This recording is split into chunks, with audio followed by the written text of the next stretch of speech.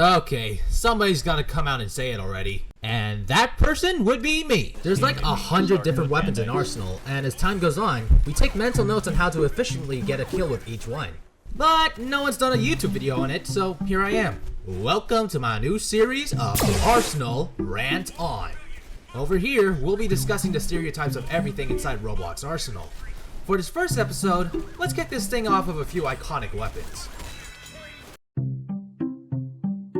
The Makarov.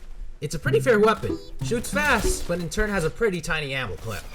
Usually when this lands in someone's hands, they go to the nearest guy and spam the mouse like crazy. They're not invited to my birthday party!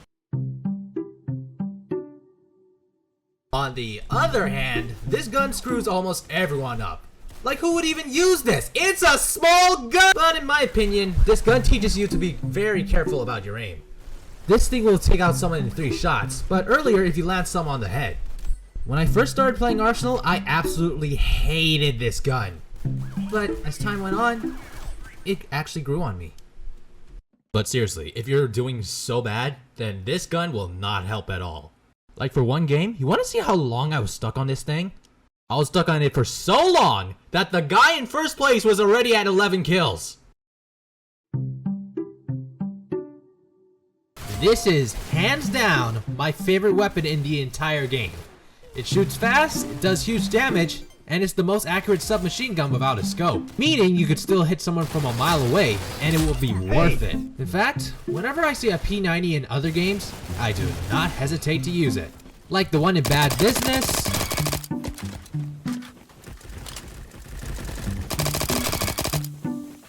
or in Rolf's new game, Enforcement.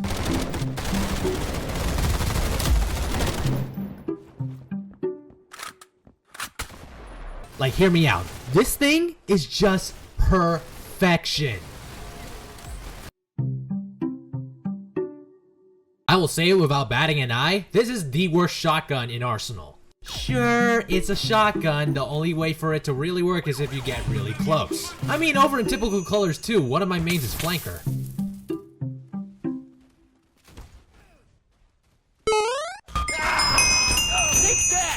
So I know what getting close up to the enemy is like. But when it comes to shotguns, the meta is that all shotguns, except for the pump shotgun, actually work from medium range. It takes a maximum of 3 shots to get a kill from that distance, and only 1 if up close.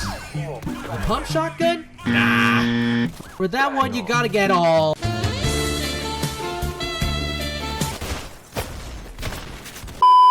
I said for that one, you gotta get all...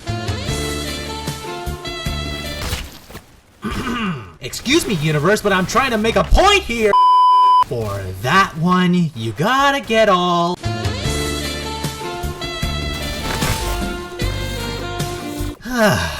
Thank you. Quit aimbotting. I mean, in the other context, I guess you could say this is the only, legitimate shotgun? Unlike the tiny Colibri, this one still hasn't grown on me.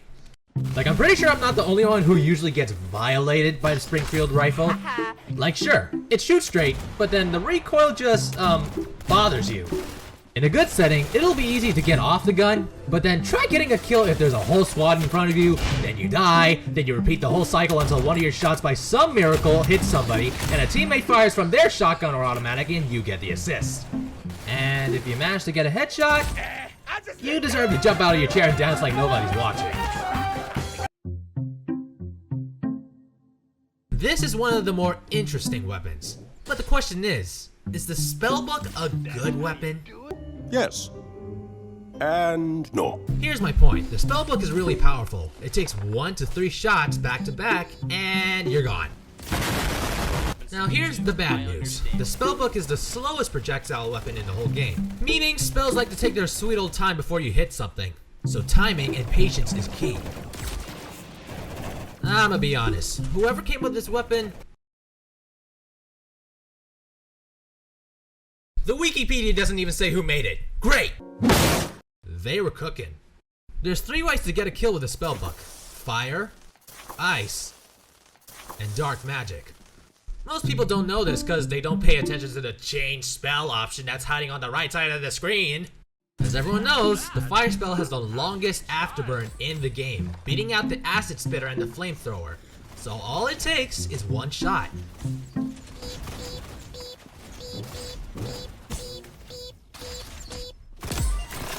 But here's what the other spells do. The ice spell does the worst damage out of all the spells, but it slows the opponent down, as you can see here. And let me see what you have.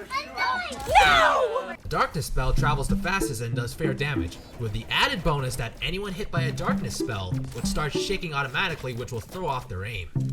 Personally, I still stick to the fire spell, because it gives me an opportunity to get an assist. That's the beauty of afterburn! If I could sum up this weapon in one phrase, it would be, Get in there, big dog! it's always tradition to blast yourself in the air if you have a Barrett. Is there a specific term for this? I mean, it's not rocket, so this isn't really like rocket jumping. Anyways, 200 damage normally and 600 damage on the head. Now honestly, that's just an overkill. That means if you miss all of your shots and you gotta reload, that is a skill issue. Also, the reloading animation is very slow, so really try not to, please. Here's the thing about the Barrett though. If you go in the air, it's like you're broadcasting to the earth below. Hey guys, look up here. I'm basically a free kill for y'all. Exactly, don't do that. I'm not saying it's wrong to put yourself in the air, I'm just saying don't go too high. And if you get a kill while up there, try getting another one while falling back down to earth. Get it. Well, that's it for the first episode. This took too much effort to do, like looking for these specific weapons in game and recording them, and then doing all the editing, and then putting this out on YouTube. This takes forever. I know there's more weapons worth talking about, so drop some suggestions in the comments and I'll pick some more for the second episode. Victorious, yeah. Victory is mine, I'm victorious.